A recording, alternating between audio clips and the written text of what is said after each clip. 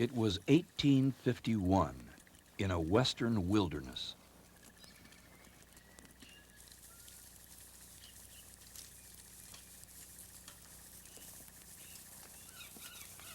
A Major James Savage led a volunteer battalion against the native Indians.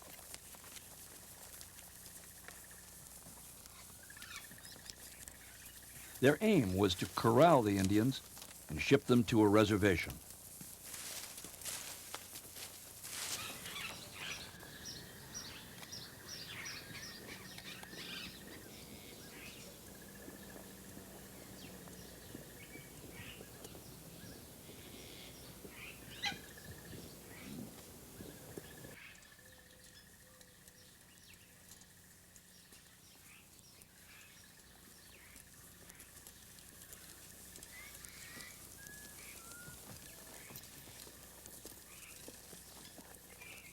After days, they stumbled onto a valley. Whoa. The likes of which they had never seen.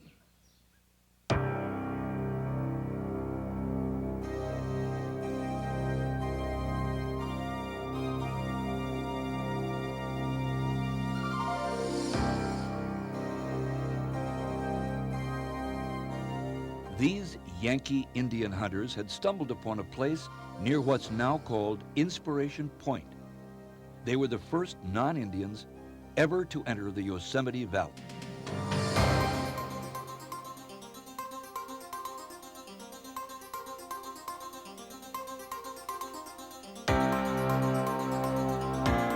Today, Yosemite National Park is entered by millions.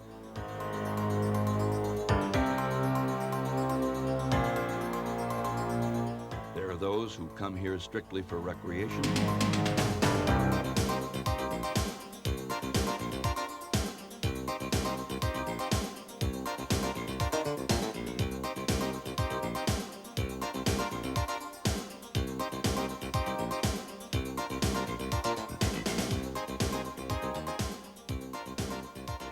And there are those who come as though on a pilgrimage for spiritual renewal.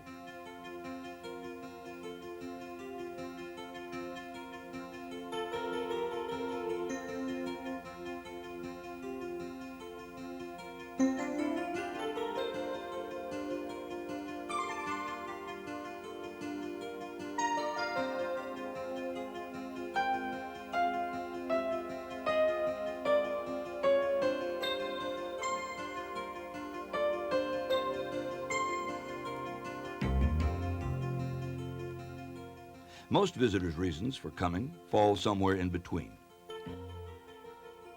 Yosemite spreads over 1,170 square miles of western Sierra wilderness in the state of California. It is 350 miles from Los Angeles and 193 miles from San Francisco. It encompasses 2 rivers, 429 lakes, 5 major waterfalls, and groves of trees that are the largest living things on Earth. It was millions of years in the making. But millions of years aren't that long in geological time. Back further still, our birth-pang planet was convulsed with fire.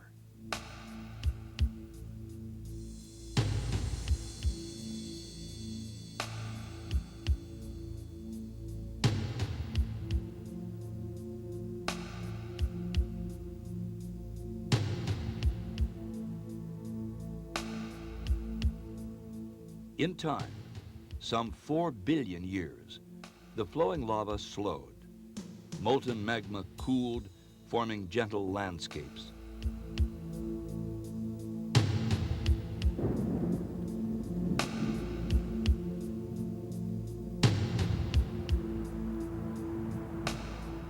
From pumice and ash came soil. And from soil grew vegetation. 25 million years ago, on the western margin of what we now call North America, a massive granite upthrust rose from the Earth's crust, a rising chunk of solid rock 400 miles long. We know it by the name Sierra Nevada, and it's rising still.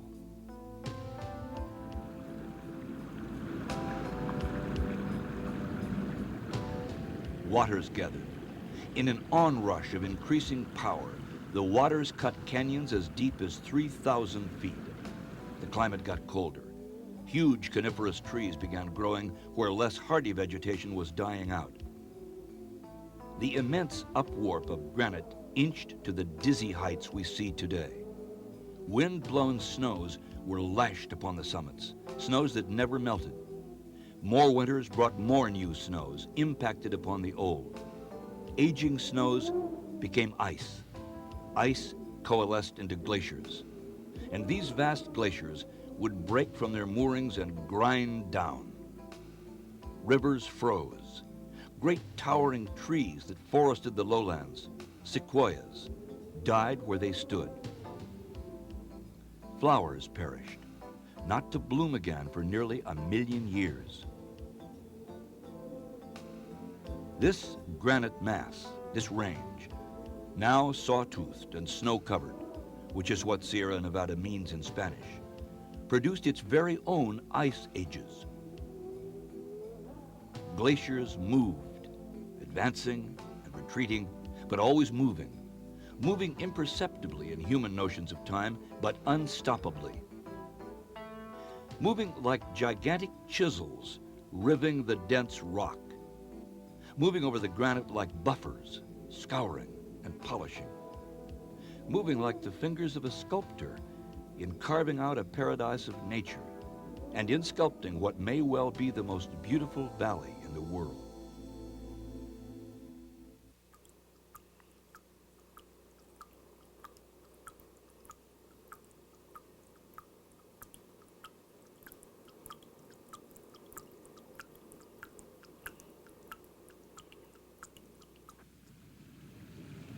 In the valley, these glacial onslaughts ended ingloriously as meltwater.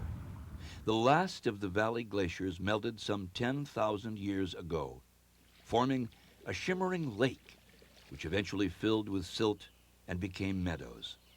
The ice ages ended. The great upthrusts expanded, their granite layers peeling off like the layers of an onion, leaving an array of balding domes. The last long winter had spanned thousands of years. Now it was spring again.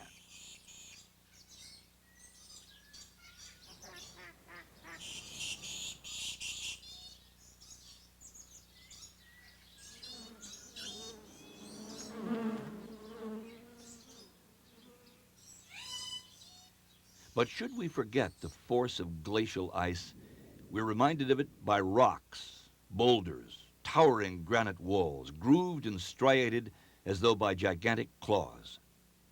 Should we forget the weight of these glaciers, 100 million tons, we're reminded by the fact that they polished whole cliff sides to the smoothness of glass. Should we forget the force of glacial waters, we see where gorges, ravines, great chasms have been sculpted by it. Should we forget that this land had been thick with forests of sequoias, the biggest living things on Earth, small groves of these great trees endure, defying change, defying time itself. Should we forget that before the creeping, crushing juggernaut of glaciers, regal beasts roamed here. From the family of monstrous prehistoric bears came the prowling black bear that we know today. From the saber-toothed tiger, the mountain lion. From the fierce dire wolf, the stealthy coyote. Now that flowing water had returned, and warmth, this land was again a home for myriad forms of life. The mule deer, the raccoon, the acorn woodpecker, the yellow-bellied marmot, the tree squirrel and the ground squirrel, and the rattlers, and the red-tailed hawks that hunted them. And should we forget that this abundance of wildlife first drew human hunters some 4,000 years ago? These hunters and seed gatherers These Adams and Eves of this American Eden left us their spear points and these mortar holes where they had ground acorns into meal. Over tens of centuries, hunters and seed gatherers came and went. These primal people dwelt in harmony with their surroundings. They took what they needed. Compared with us, they lived in original innocence. In these last centuries, this land was settled by a Miwok people who saw the valley as Awani, a great gaping mouth. And these people became the Awanichi, the people of the gaping mouth. They attributed the land's creation to Coyote Man and Frog Man. Coyote Man and Frog Man were afloat on a raft. Frog Man dove down into the water and came up with mud. Of this mud, Coyote Man made the land. Then he made us, the people. He made many different people who spoke and lived in different ways. To the Awanichi, the valley was permeated by the Great Spirit.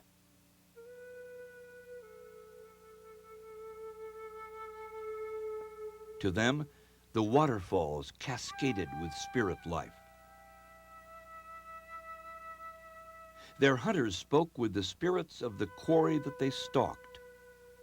They imitated the virtues of their fellow creatures of the lofty crags above the valley, the sure-footedness of the mountain sheep, the sharp sight of the peregrine falcon. The Awanichi lived in cone-shaped dwellings of bark built over fire pits. Black oaks were an important source of food. These were acorn gatherers. In autumn, each family gathered some 500 pounds of them.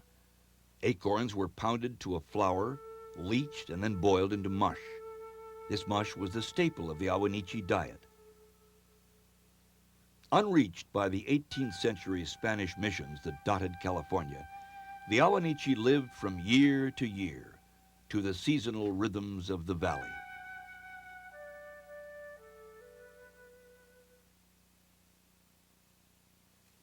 Then, in 1833, a party of pale-faced trappers, under the leadership of a 6-footer named Joseph Walker, traveled these forests near what is now the Tioga Road. They were the first white men to lay eyes on the valley. It seems that the Awanichi weren't much disturbed by them. Only 15 years later, the Sierra Nevada would see an end to innocence. Gold. Gold was discovered in the Sierra Nevada in a foothill stream north of the valley. Gold. The call sounded in St. Louis and Philadelphia and Boston. In Europe, farmers left their farms, parsons their parishes, husbands their wives and children. The tough and the lucky made it to California. The Indians were appalled. More and more whites, fueled by hope and greed, kept coming into the foothills. Soon there would be more people than the land could support. With their survival threatened, the Indians attacked a store that had stood on this site, run by a trader named James D. Savage. The Awanichi were implicated in the attack. That was the beginning of the Mariposa Indian War. A volunteer battalion was formed. Savage was put in command. The task was to drive the culprit Indians out of their homeland to the confines of a reservation. In pursuing the Indians, the curtain opened on the secret valley of the Awanichi. Major Savage's comment, "It's a hell of a place."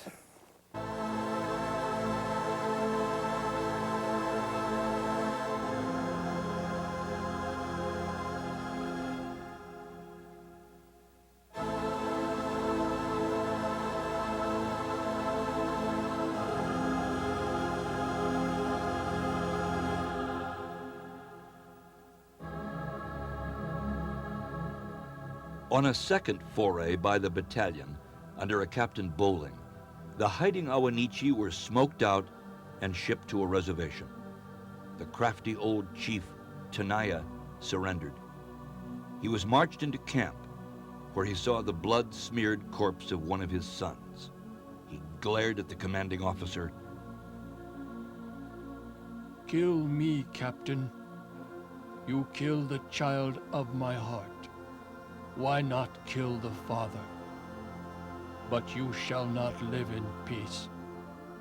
I will be with the spirits, among the rocks, the waterfalls, in the rivers, and in the wind. Today, this trio of angled slopes is called Three Brothers, for the three sons of Chief Tenaya. The men of the Mariposa Battalion were the first non-Indians to enter the valley. Their job was to rout the Awanichi, and that was that. But one of their number, a 27-year-old named Lafayette Bonnell, was awestruck by what he saw. He, like his fellow soldiers, knew the Awanichis by the name Yosemites, so he suggested that they name the valley Yosemite. The name stuck. Blinded to loveliness by the lure of gold, for the next 5 years, men ignored the mistakenly named Yosemite. Then, in 1855, a James Hutchings, a magazine publisher, led a party of sightseers to the area. In the party was Thomas Ayers, who made the first sketches of the valley. His sketches attracted more sightseers. Among them was Frederick Olmsted, who had co-designed New York's Central Park. Olmsted was deeply moved by what he saw, so much so that he promoted the idea of Yosemite as a park.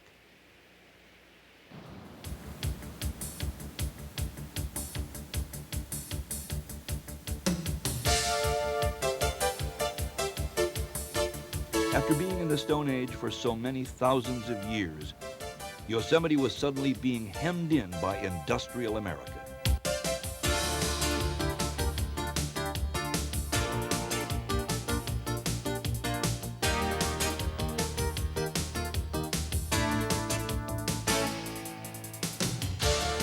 Gone was the creator coyote man. Gone the mythical bear and hawk. The spirit names the Indians knew were never learned. Sites were rechristened for Victorian American sensibilities. Cathedral Rocks, Half Dome, El Capitan. The Indians called these 620-foot falls Pohono, Puffing Wind. Victorians renamed them Bridal Veil. Among those interlopers in their bustles and their bowler hats, those vista hunters and souvenir gatherers were those who came to probe the secrets of Yosemite, beginning over a century of the hunting and gathering of scientific data.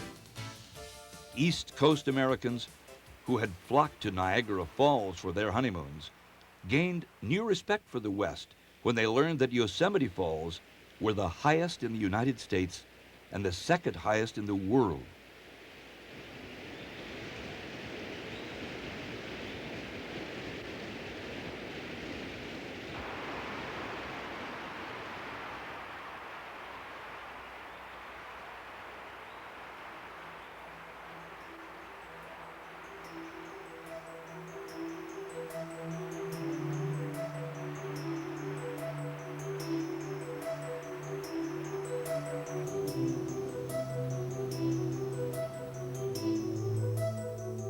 In time, it was discovered that Yosemite rose upwards like a layer cake through different zones, each supporting its own flora and fauna, which were carefully classified.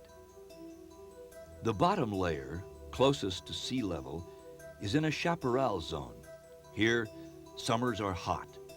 There are oaks, greasewood, manzanita, all being scolded by raucous Steller's jays.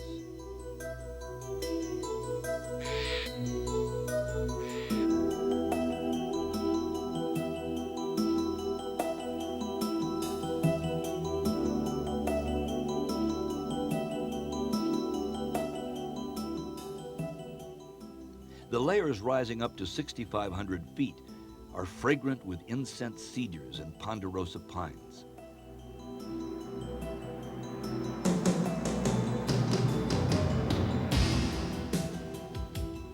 At 10,000 feet, it's cold.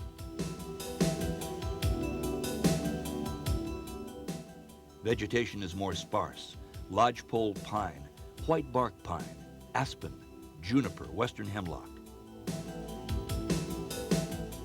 Above the tree line is a topmost layer in the thin air of an alpine area.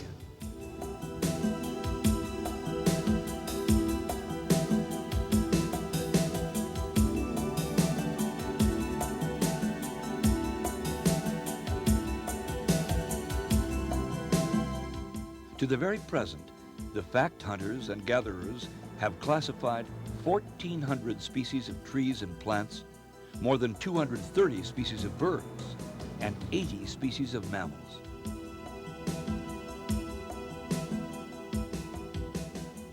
In 1855, Galen Clark, drawn to Yosemite because of poor health, was engaged as a surveyor. Within 2 years, he discovered the sequoias in what he called the Mariposa Grove of big trees. Here, Clark built a cabin. Subsequently, he became Yosemite's guardian. He's buried here in a grave which he dug for himself.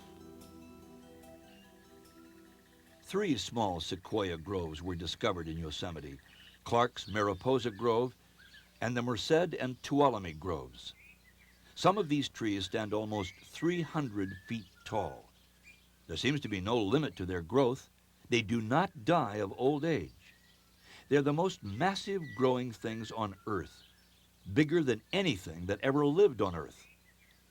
This tree is respectfully referred to as the grizzly giant. It has a volume of more than 30,000 cubic feet. The sequoia is also one of the oldest living things. When this tree was a seedling, mummies were still being sealed into the tombs of the Valley of the Kings. Ancient Greeks were building their temples when it was a sapling. It was growing strong and sturdy as Europe moved from the Dark Ages through the Middle Ages to the Renaissance. And World War II raged as these boughs were maturing. Strolling through these groves is like moving through another era, an era of oversize, of mastodons, dinosaurs. When the news of these mammoth trees was telegraphed back east, it was met with disbelief, ridicule. And when a 20-foot cross-section was shipped back as proof, it was decried as a hoax. But lumbermen weren't skeptical. One sequoia could yield as much wood as a whole acre of pine forest. So loggers descended upon the Sierras with a greed matched only by that of the gold seekers. Prospectors had already invaded Yosemite.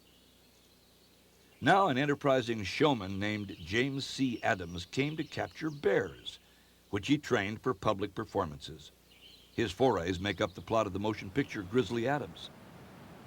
Yosemite was teetering into the cesspool of commercialism that fouled Niagara Falls. At one point, there was a bogus auction at which the Yosemite Valley was raffled off at $1 a chance. Clearly, something had to be done.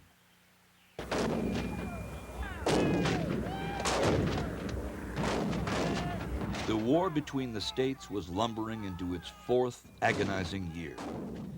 General Sherman had yet to make his march to the sea, but during the previous year, General Grant had emerged victorious in his second bloody assault on Vicksburg.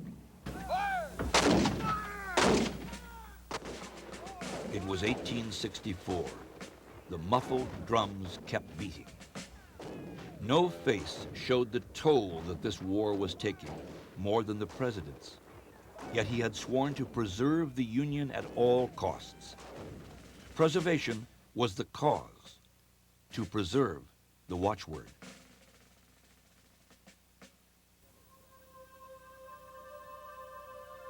Perhaps the beleaguered president had seen Yosemite on the canvases of Albert Bierstadt, a German-born artist who in 1863 had gone to the valley to paint.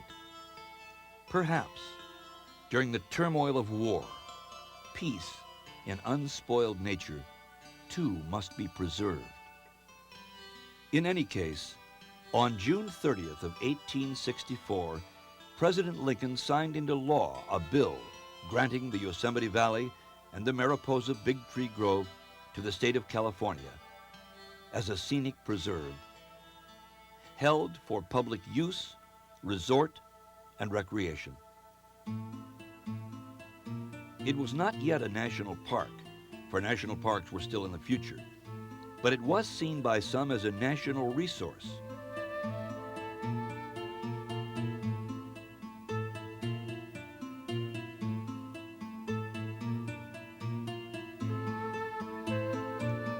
Signing a bill was one thing.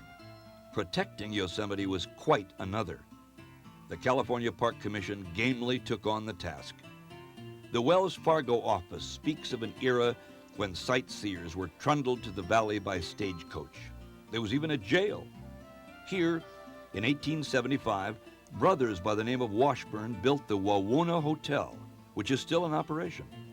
Wawona is another native word that stuck. It means big trees. This is a restored homesteader's cabin.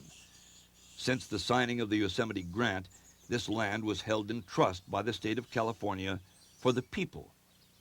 Despite the law, those homesteaders clung to the land as though they owned it. Flocks of sheep were driven to the Yosemite's high meadows for grazing, dangerously close to the state reserve. The sheep not only destroyed the pastures by chomping through to the roots, but they spread diseases to the high-dwelling bighorns.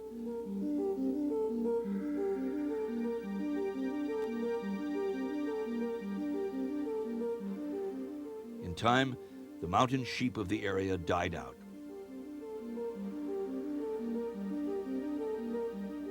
Speculators from the east in search of gold and silver kept encroaching on the Grant territory. Mines were built, shafts bored into the earth, machinery manufactured in blighted factory towns east of the Mississippi was hauled in. An influx of 20,000 settlers was anticipated. Miners, mechanics, haulers, people whose 12-hour days of back-breaking work would render them indifferent to the beauties of the area. It was more than the fledgling state of California could cope with. Logging, mining, homesteading, and flocks of pasture-killing, disease-spreading sheep. Not since the advance of the great glaciers had this area known such threats. Yosemite needed a voice. Since the ringing of the Liberty Bell, Americans were driven to push westward. In one short century, they had stretched across the continent, adding star after star to the flag. This left them little time for the wonders of nature. Beauty went unrecognized unless there was a use for it. Utility was everything. The first white man to see the Grand Canyon dismissed it as being without utility. To the American pioneer, nature was an adversary to be conquered. Rivers were unpredictable bodies of water to be bridged, not admired. And mountains were hardly lovely, not when they stood in the way to the other side. To those Americans, the plains that they had traversed in their prairie schooners were the plains that the plow had to break. Red Indians, the Native Americans who defended their tribal territories, were destroyed by assault or starvation or slow wasting away on reservations.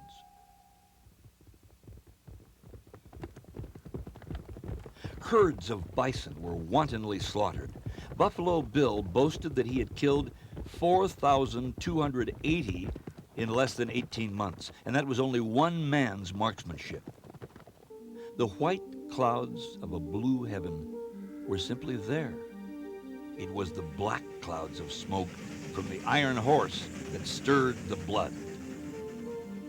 It was from these attitudes of the courageous but often ruthlessly exploitive pioneering Americans that Yosemite quaked in danger. Yes, a voice was needed. Everyone needs beauty as well as bread. Places to play in and pray in, where nature may heal and cheer and give strength to body and soul alike. And a voice was heard. It belonged to a man who was part naturalist, part scientist, and it would seem part biblical prophet, John Muir. He was destined to become Yosemite's greatest protector. Though born in Scotland, Muir was brought as a child to America by his parents, who settled in northern Wisconsin. At 22, he left home, earned some success as an inventor, and became a student at Wisconsin's University at Madison. But he felt a deep calling to trod the path of nature. This began a lifetime of long hikes to Indiana, to Canada.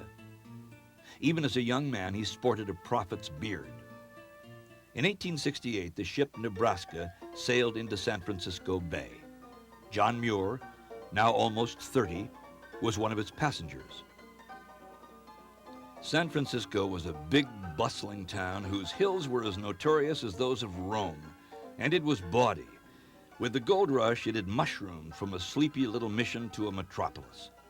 But city wildlife was not what had brought John Muir to California. Muir knew exactly where he was going. He headed straight for Yosemite. I had read the description of the Yosemite Valley and thought of it most every day since. When at last Muir beheld the valley, he became, in his own words, Born again. a tireless hiker. He explored Yosemite on foot, from the chaparral to the alpine heights. He slept out under the stars. To him, he dwelt in the ultimate religious temple.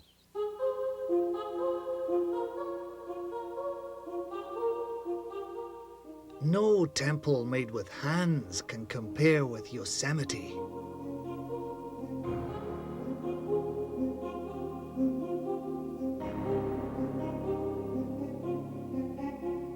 His writings abound in biblical-like references. A deeply religious man, Yosemite became his Baptism into nature's warm heart. He studied everything.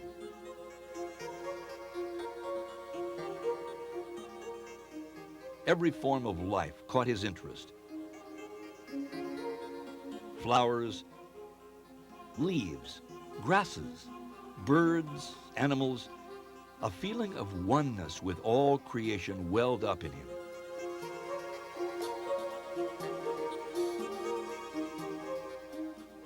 Bears are made of the same dust as we. Muir was drawn to the upper reaches of the area, the high Sierra. This old tree testifies to life's harshness in the high country. There are still living glaciers on Mount Lyell, glaciers formed within the span of human history. Glacier trails here are strewn with telltale boulders and ice-polished rock with a sheen like patent leather.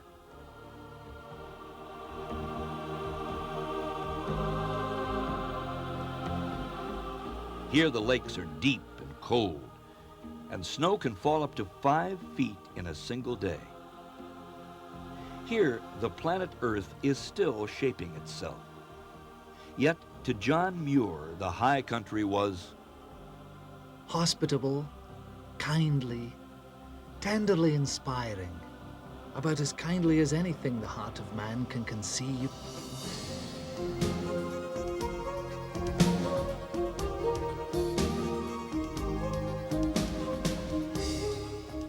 Here, place names are closer to the Miwok language of the Awanichis. Tuolumne River, Tuolumne Meadows,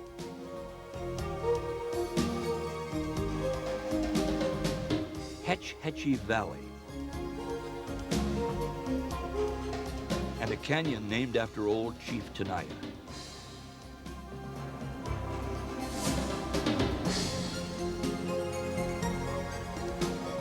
Following these falls, one sees why they're called water wheel, the water moving backwards in its headlong sprint out of the mountains.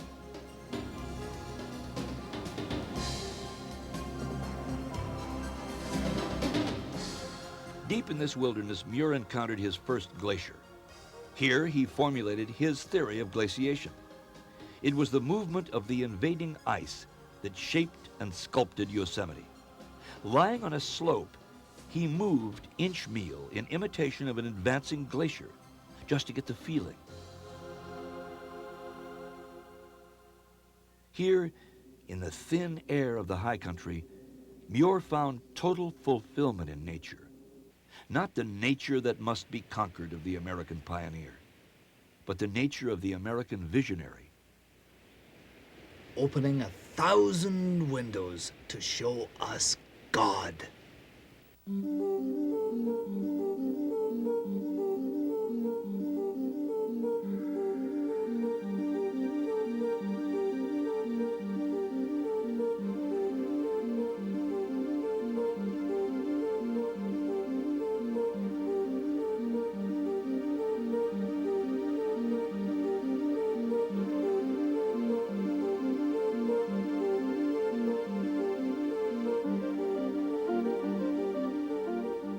Others shared this cosmic vision. Across the continent, voices were being heard from craggy New Englanders, whose flinty character, fed on clambakes, codfish, and Calvinism, was spawning souls such as Henry David Thoreau, who turned his back on society to live alone at Walden Pond. I went to the woods because I wished to live deliberately, to front only the essential facts of life and see if I could not learn what it had to teach, and not, when I came to die, discover that I had not lived. But Emerson's was the voice heard above others. Philosopher and intellectual rebel Ralph Waldo Emerson, sage of New England, the waves of God beating upon his soul.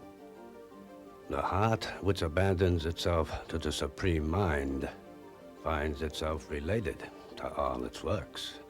Muir invited Emerson, whom he regarded as a clear-souled guide upon the high ranges of truth, to visit him.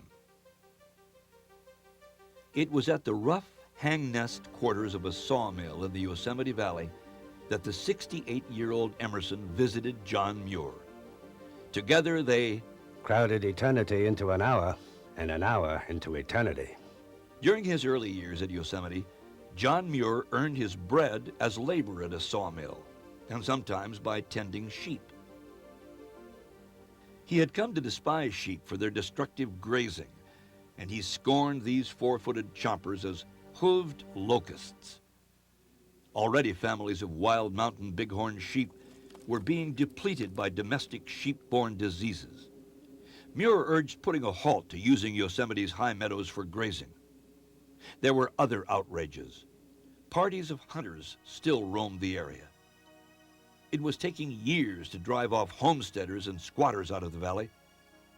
And there was a wanton cutting down of trees in the high country. Any fool can destroy trees. They cannot run away. God has cared for these trees, saved them from drought, disease, avalanches, and 1,000 straining, leveling tempests and floods. But he cannot save them from fools. Only Uncle Sam can do that. Only Uncle Sam can do that. Administration was helter-skelter. The valley and the big tree grove were managed, more often mismanaged, by brash politicians of the state legislature. Muir threw his weight behind a movement to bring Yosemite into the national park system.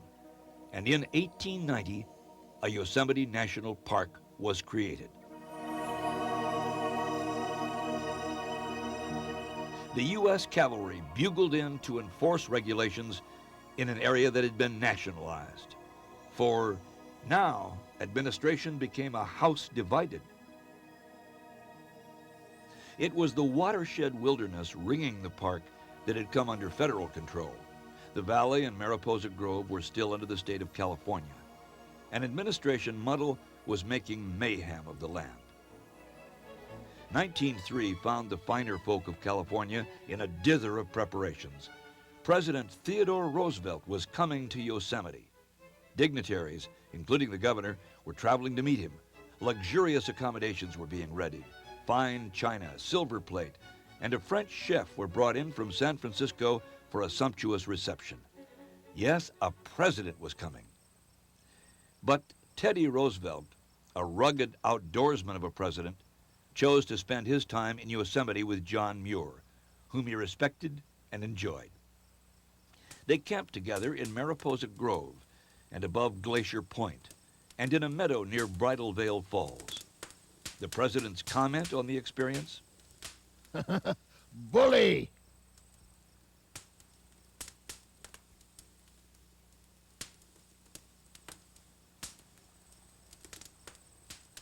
Back in Washington, Mr. Roosevelt proposed a rejoining the Valley and Mariposa Grove to the nationalized areas. Congress gave its approval. Yosemite was healed. At last, a full-fledged member of the growing family of national parks. John Muir lived to become Old John of the Mountains, a passionate writer on the preservation of nature and something of a practical politician and lobbyist. He received honorary degrees from both Harvard and the University of Wisconsin. In Muir's day, the word ecology was hardly ever heard, but the life work of John Muir made the meaning of ecology understood to the generations of his time, and he demonstrated its importance to the future. Muir saw the wilderness as God's own temple, but most Americans weren't quite overseeing it as an adversary to be tamed in the name of progress. In the high country, these free-flowing waters belonged to the Tuolumne River. Muir's last great fight was to keep these waters free, rushing, tumbling, cascading into the glacier-quarried Grand Canyon of the Tuolumne. But these moving waters are shackled at the Hetch Hetchy Reservoir. A dam had been proposed inside the park to slake the needs of San Francisco. The Hetch Hetchy Valley was sacrificed by damming and flooding. Old John of the Mountains had fought hard against it. Trees, springs, poetry, and religion, all sold to the highest bidder. As well, dam for water tanks, our cathedrals and churches. It was a fight that John Muir lost. The dam was built where it stands today. 1914 was the year that the U.S. cavalry left the policing of Yosemite. In 1916, the rangers of the newly formed National Park Service took over. And in 1914, the year after the Hetch Hetchy Dam had been authorized by Congress, John Muir died. Poet, prophet, practical politician. He had seen the world in a new light, and his gospel was simple. We all travel the Milky Way together.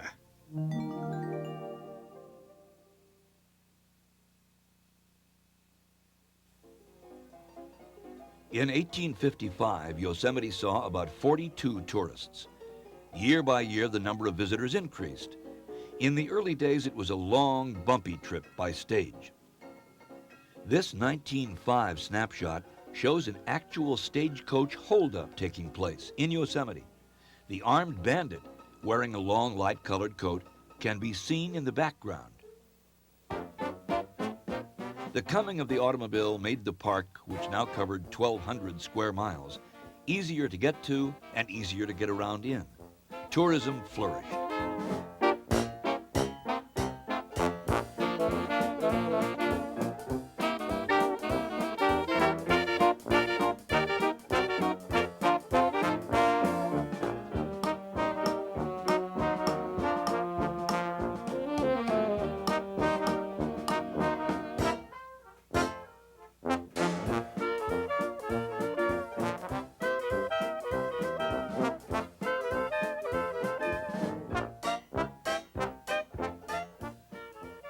Tourists turned the noble black bear into a pesky scavenger. The few remaining Indians in the park donned feather bonnets, headgear utterly alien to the Awanichis, to have their pictures taken. But then, as today, despite multiple horsepower automobiles, many of the wilderness areas are reachable only by single horsepower or by your own 2 feet.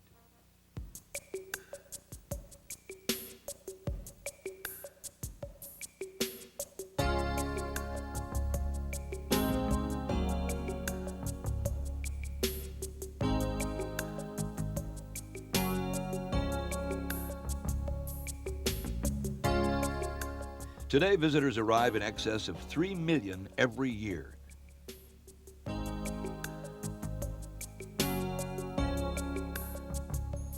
They come to celebrate the 100th anniversary of Yosemite as a national park. They come from every one of the 50 United States, and from Canada and Latin America. They come from Europe, Germany and Scandinavia, France and Britain. They come from Asia, Japan, India. They come to camp, to experience life more simply.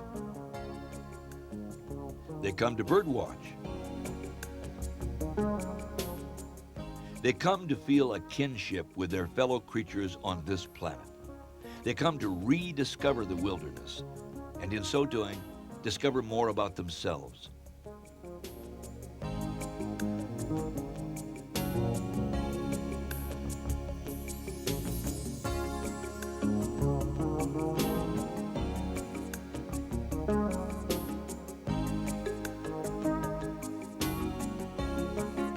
Some come because of that odd melding of the tastefully primitive and the ruggedly sophisticated that's found at the old Ahwahnee Hotel. The Ahwahnee opened in 1927. This is one of the earliest buildings to weave American Indian motifs into its overall design. It's been named a National Historic Monument.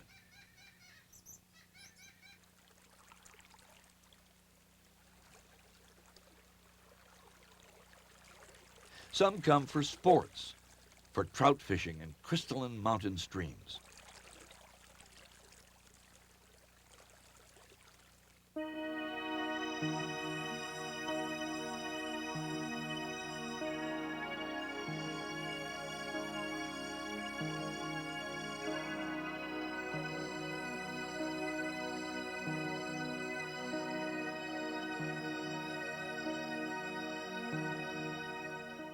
Some come for rock climbing, big wall climbing here. For in Yosemite, this sport is unsurpassed.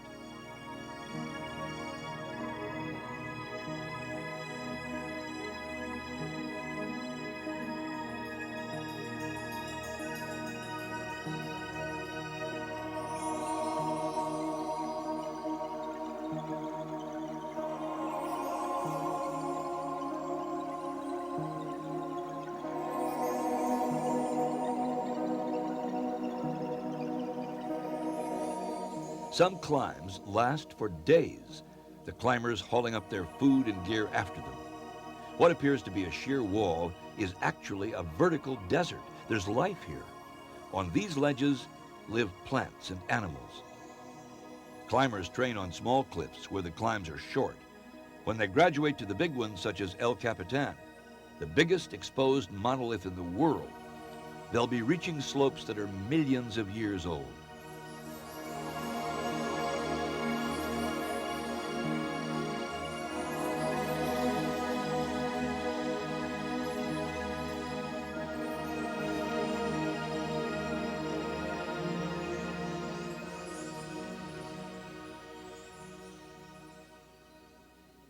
Some come for winter.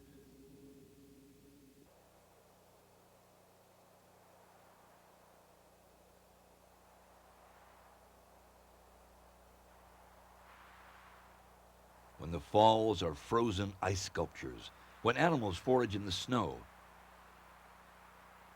They come for skiing.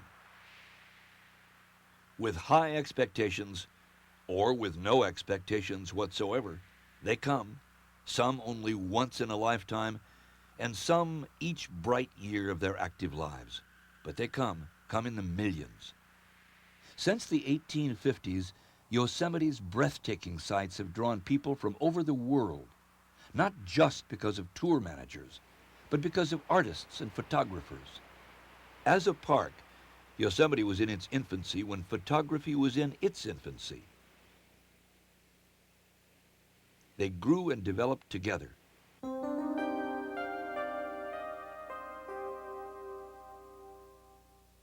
Charles Weed began making photos here in 1859. In 1890, George Fisk carted his cumbersome photographic gear in a wheelbarrow. It was well worth it. These are Fisk's photographs, the kind that have lured visitors from 5 continents.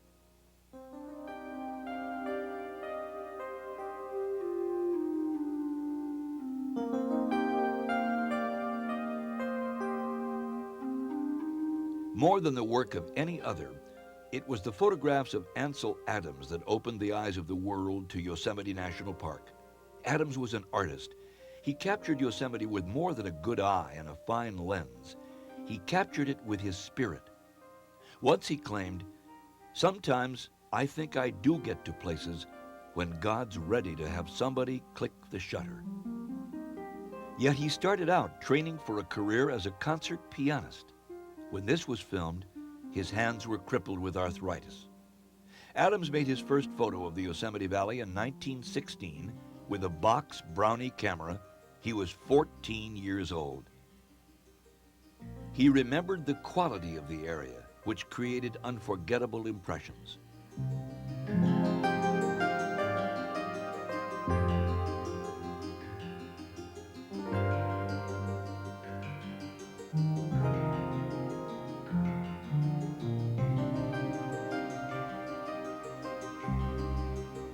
Yosemite shaped his destiny, and he made a life's work of photographing it. He kept a studio in the area. Adams was a skilled craftsman, a master at manipulating his equipment. But his work speaks of more than technical proficiency. In his own words, he took his assignments from within. Ansel Adams died in 1987. A mountain has been named for him, appropriately, in Yosemite. They come, they continue to come, some with sleeping bags and backpacks, others with the latest in luggage.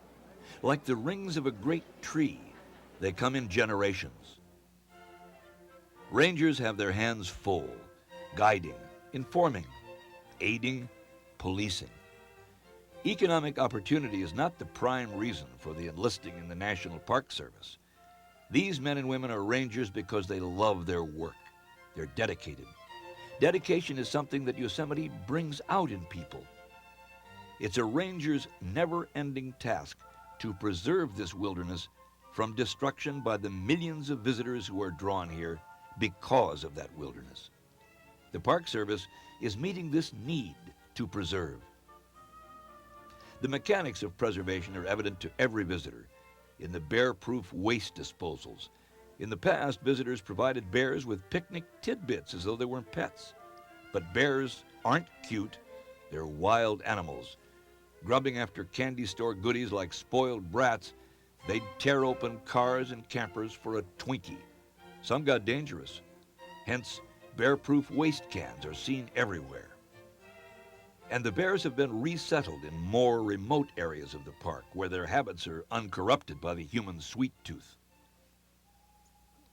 There's a sidelight to preservation. The valley had been a place of oak groves and acorn gathering. The Awanichis, for whom acorns provided the staff of life, have perished. But a smallish bird, a woodpecker, is still with us. This woodpecker isn't hunting insects, which is what most woodpeckers are doing while drilling holes in trees. This bird is an acorn gatherer, and he's drilling holes for his cache. A neat piece of engineering. The acorn fits precisely into the hole that it's pounded into. John Muir had nothing but praise for bighorn sheep. Possessed of keen sight and scent, and strong limbs, leaping unscathed from crag to crag. But bighorns had been absent from Yosemite, decimated by disease and gunned down by hunters, despite laws prohibiting hunting.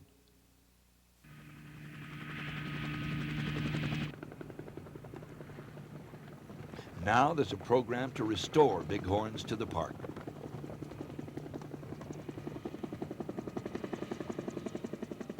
Sheep from a southern Sierra herd are driven into drawn nets.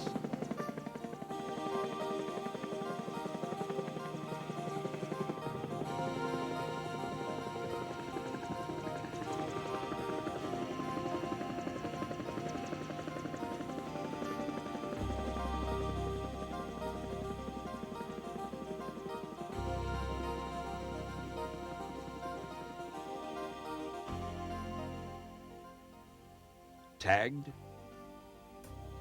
and tested, and then released in Yosemite.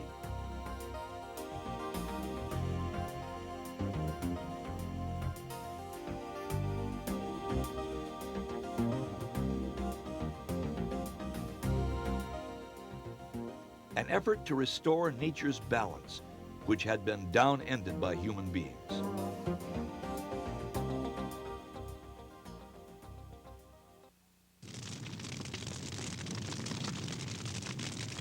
For eons, forest fires have played a part in nature.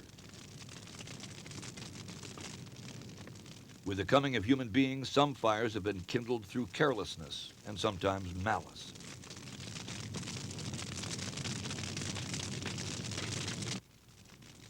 It had been a Park Service policy to suppress all forest fires, to protect the trees.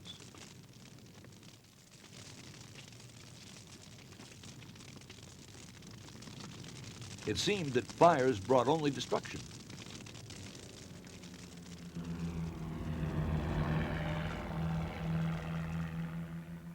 The charred, twisted skeletons of once living trees, the stench of smoky death clinging to the air. Now it's been learned that some of those fires regarded as life-destroying are really life-giving. Without fire, these groves of sequoias cannot perpetuate themselves. The Native Americans, the Awanichi, held these trees sacred, but they let nature handle things.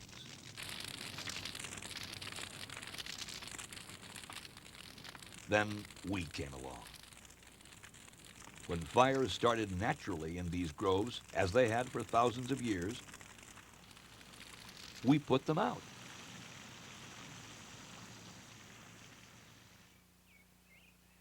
The destiny of these largest of all living things rests in a cone the size of a hen's egg. Every year, a mature tree produces 200 of these seed-bearing cones.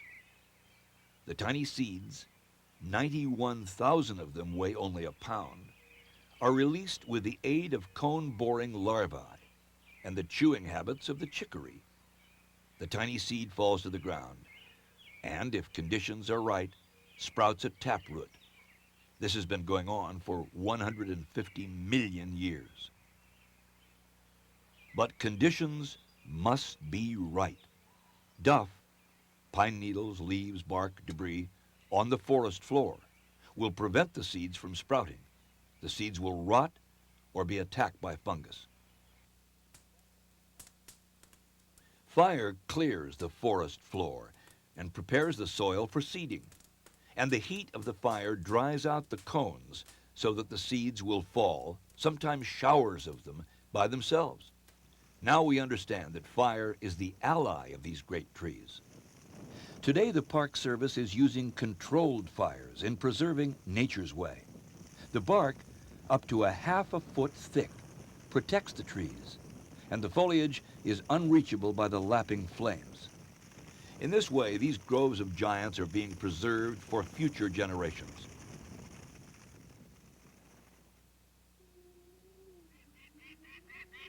Another preservation effort centers on the peregrine falcon, one noblest of the sharp-eyed, swoop-and-dive members of the hawk family. Decades of the use of pesticides have taken their toll. The shells of the peregrine's eggs are so thin and fragile that they crumble before the chicks hatch. Volunteers climb inch-meal up a sheer precipice to an egg-warm nest, the females swooping frantically above. Daringly, the climbers ease the delicate eggs into their packs and replace them with porcelain eggs. The precious eggs are incubated and hatched in the ideal conditions of a laboratory. Hungry always, chicks are fed until they're strong enough to be brought into the wild. Now, climbers make the delirious ascent once more, this time to place the foundling chicks in the home sweet home of the nest. The edgy falcon may not grasp fully what's happening, but she and her mate will adopt the chicks as their own. This is another way that the Park Service is endeavoring to restore what others have come close to destroying.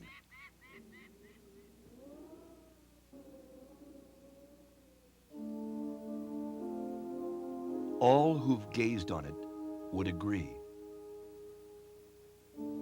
From those primordial humans who stumbled into this valley some 4,000 years ago, and the Awanichi acorn gatherers who built their villages here, and the visionaries who struggled to bring this wilderness into the national park system, to the millions who visit here. At all costs, this healing wilderness must be preserved. Yes, this healing wilderness. Yosemite is a miracle, constantly renewed, and there are those who experience moments here, moments of intense perception, even rapture. The philosopher Emerson described such moments as The universal beauty, to which every part and particle is equally related. The eternal one.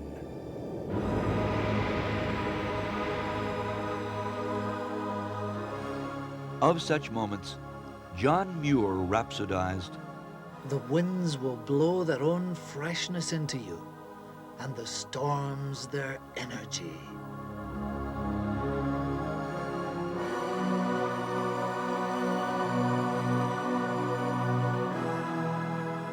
To more ordinary men and women, such moments might be best expressed in the simple words of a Psalm of David.